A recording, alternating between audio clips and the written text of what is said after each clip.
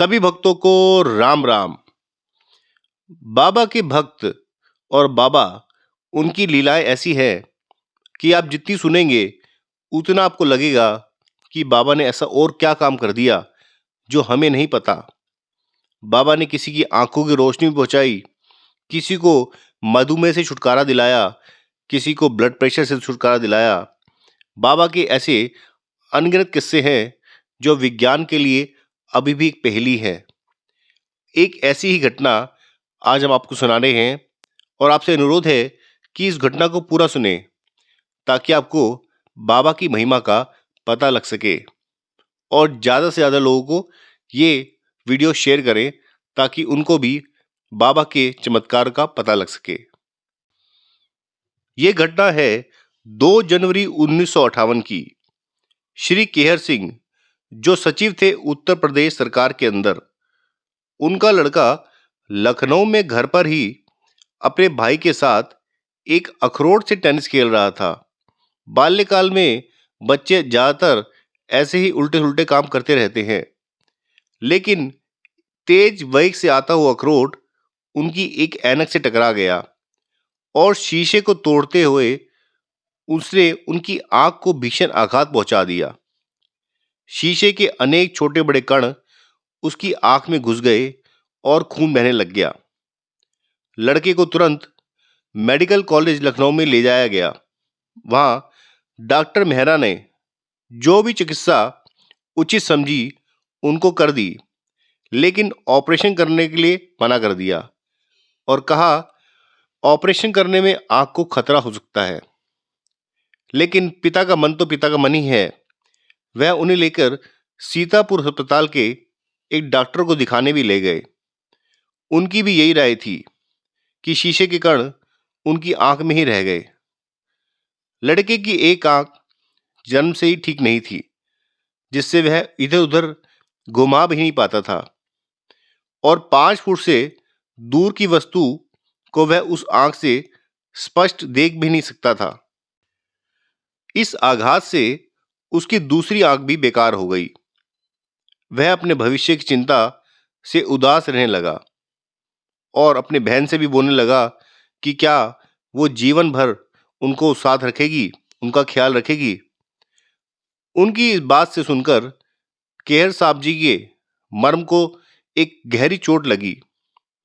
वह उस रात अपने बिछौने पर पड़े पड़े चुपचाप रोते रहे और भगवान से कहने लगे, हे प्रभु, इस बालक ने तो कोई पाप किया ही नहीं, मेरे पापों की सजा इसे क्यों दे रहे हो। वह बड़े धार्मिक व्यक्ति थे। पिता के पाप का भागी पुत्र होता है। आपकी ऐसी धारणा बाइबल के अध्ययन से बनी थी। एकाएक उस जाड़े की आधी रात में एक टेलीफोन की घंटी बजती है। आप उस समय फोन सुनना भी नहीं चाहते थे कि जब जीवन में परेशानी आती है ना, तो कोई भी चीज आदमी को परेशान कर देती है, चिड़चिड़ाने पे महसूस कर देती है। ऐसा ही उनकी मनोस्थिति भी थी। टेलीफोन की घंटी बज रही थी, लेकिन उन्हें था कि बस ये बंद हो जाए। अनमने मन से उन्होंने इस फोन को उठाया, तो फोन को उठाते उठाते उन्हें लगा कि शायद बाबा मुझे याद कर रहे होंगे, और हुआ भी ऐसे ही। आपने बाबा को अब तक याद भी नहीं किया था, पर आपकी पुकार बाबा भगवान ने सुन ली। यह फोन उन्हीं का था। बाबा उस टाइम भारतीय स्टेट बैंक के मैनेजर मेहरोत्रा जी के घर बरेली से बात कर रहे थे। उनके साथ उनके परम भक्त पूरनचंद जोशी भी वहीं उपस्थित थे। जोशी जी बताते हैं कि बाबा कंबल से अपने को ढके हुए कुछ देर गंभीर और मौन बैठे हुए थे और एकाएक चिल्लाने लगे, केहर सिंह रो रहा है, फूट गई उसकी लड़की की आंख। और उन्होंने तुरंत टेलीफोन उठाकर साहब सिंह को बोला, केहर सिंह क्या कर रहा है। आपने उत्तर दिया, कुछ नहीं महाराज। बाबा कहने लगे, झूठ बोल रहा है तू तो रो रहा है, तेरी लड़के की आंख फूट गई है। उसे सीतापुर मत भेजना, उसे अलीगढ़ डॉक्टर मोहनलाल के अस्पताल में भेजना। फिर आपको ख्याल आया कि बाबा को कैसे पता लगा सब बातें? ये तो बाद की बात है। उस समय उनकी स्थिति ऐसी थी कि कहीं से भी कोई भी सहायता मिल जाए, वो उनके लिए भगवान का वरदान था। वो वही सोचकर डॉक्टर मोहनलाल जी के पास जाने के लिए तैयार हो गए।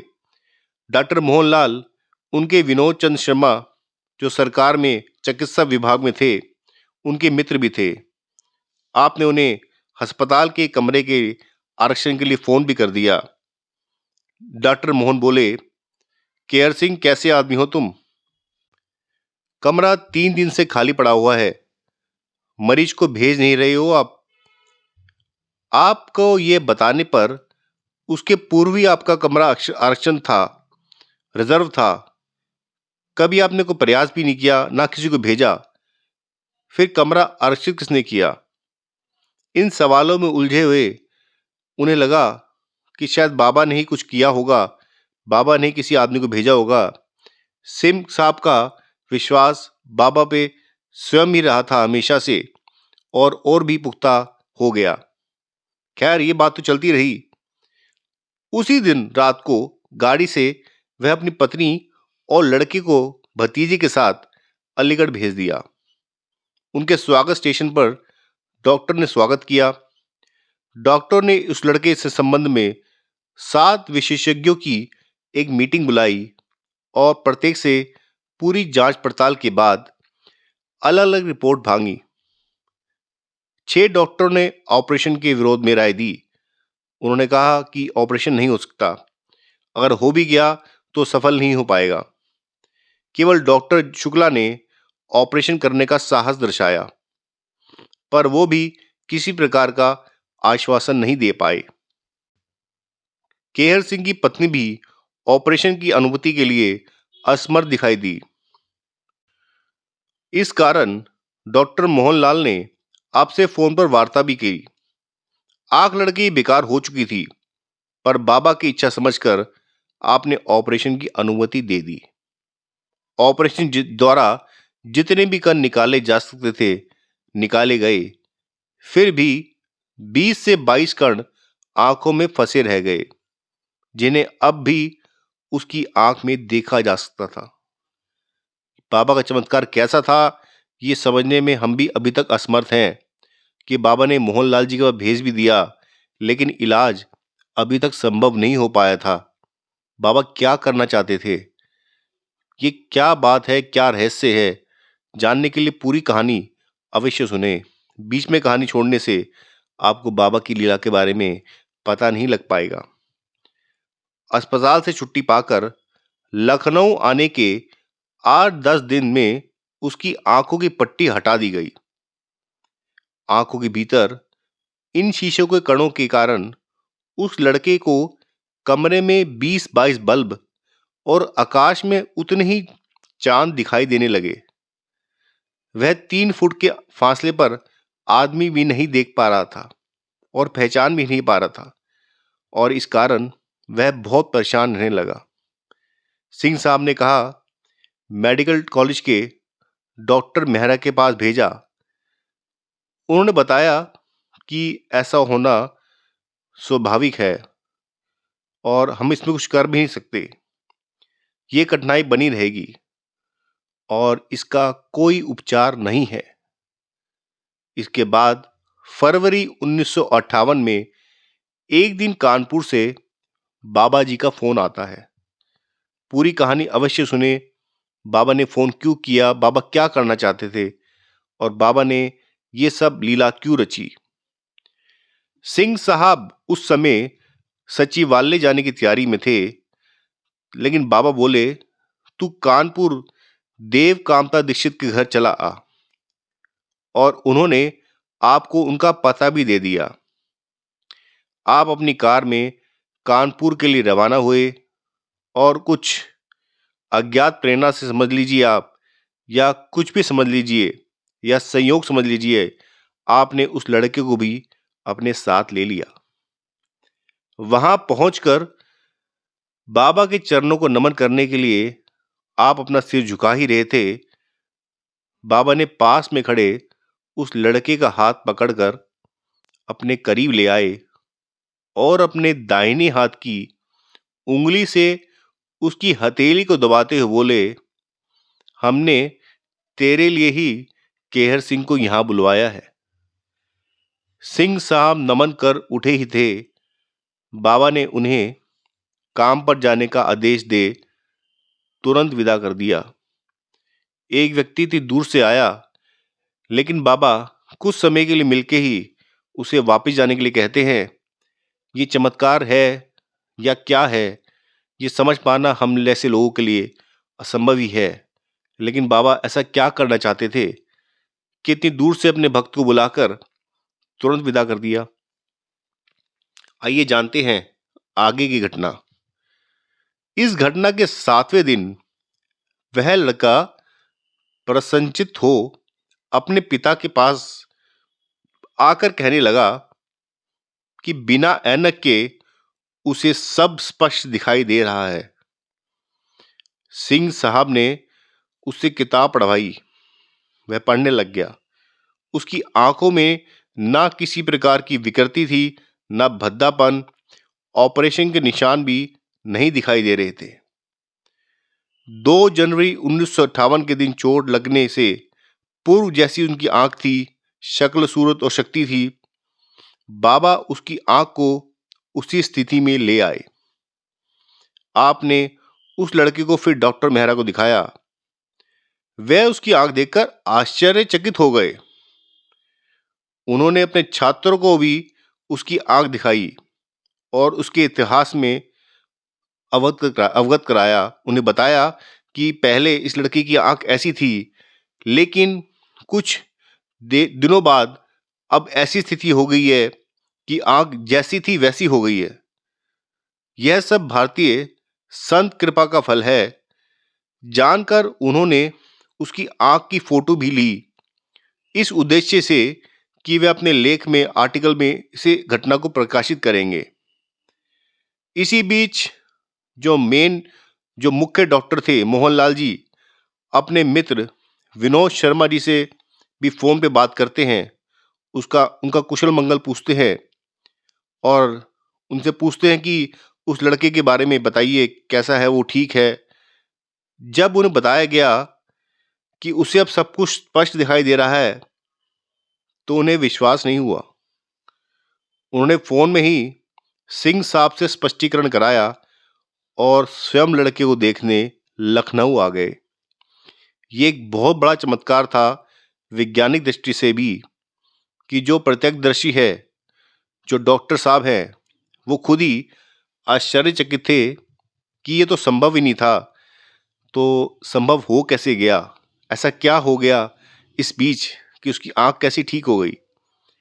आप कहने लगे कि शीशे के कणों को रहना और दिखना संभव ही नहीं हो सकता। सिंह साहब ने उन्हें समझाया कि यह बाबा नीम करोड़ी के दिव्य स्पर्श का फल है, जिससे शीशे के कण आंखों में ऐसे सुव्यवस्थित हो गए जैसे किसी ने लेंस लगा दिया हो। डॉक्टर मोहनलाल ने इस नेत्र चिकित्सा के इतिहास में एक अद्भुत घटना बताया।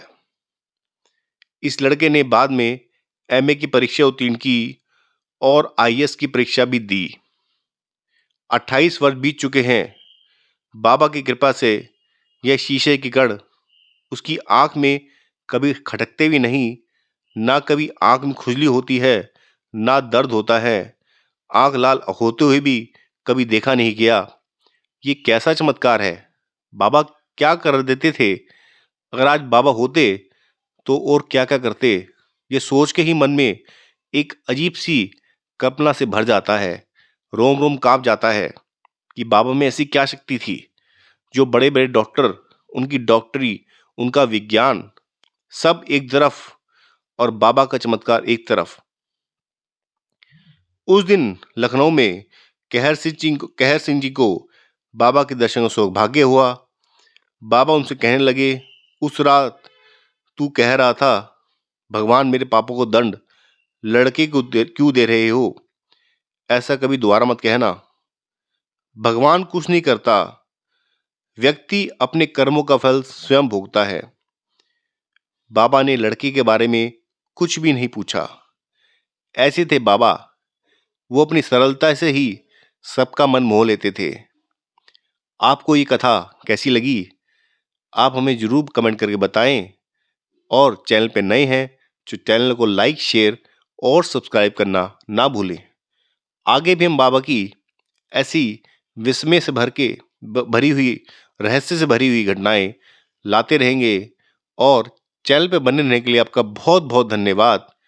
और आपसे अनुरोध है कि इस कथा को अधिक से अधिक लोगों से शेयर करें, ताकि उन्हें भी बाबा के ऐसे रहस्य भरे, चमत्कार से भरे, जो बाबा ने जीवन में भक्तों के किया और उनके जीवन में बदलाव लाए, पता लग सके। राम राम, सीता राम, जय श्री राम, जय नीम करोली बाबा की जय।